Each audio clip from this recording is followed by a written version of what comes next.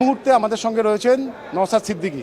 নওশাদ, শাসক এবারে বদলে গেল, তুমি সেই বিরোধীর ভূমিকা।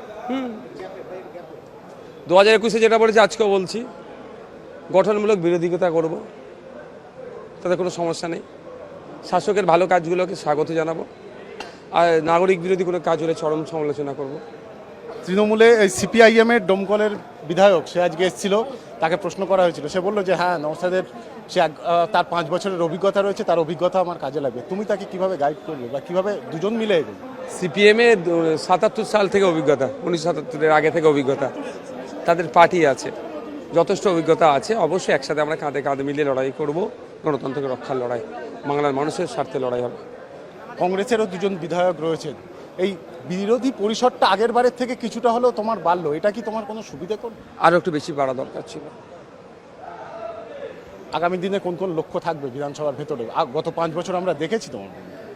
দেখেছেন আমি শিক্ষা, স্বাস্থ্য, কর্মসংস্থান, স্পোর্টস, এগ্রিকালচার সব নিয়ে আমার চলে, স্বাভাবিক ওগুলি চলবে, কন্টিনিউ হবে। নতুন মুখ্যমন্ত্রী সম্পর্কে তোমার বক্তব্য? হ্যাঁ, এত বক্তব্য এটাই থাকবে আমার, যে ওই ফেক হিজাব পরে জগন্নাথ ধাম বানিয়ে রাজ্যের ডেভেলপ হয় না, রাজ্যের মানুষের ডেভেলপ হয় না। সুতরাং ওটা থেকে তিনি বিরত থাকবেন। প্রকৃত অর্থে মানুষের কীভাবে ডেভেলপ করা যায়, সে এসটি হতে পারে, এসসি হতে পারে, মাইনরিটি হতে পারে, আপার কাস্ট হতে পারে, যে কেউ হতে পারে, সেগুলো দুরবস্থা কাটাবে।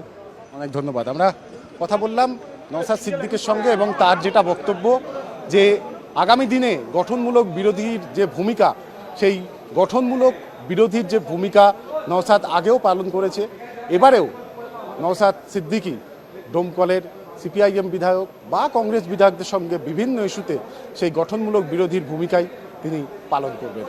ক্যামেরায় সূর্যশঙ্কর অধিকারীর সঙ্গে রয়ন চক্রবর্তী, কেটিভি বাংলা।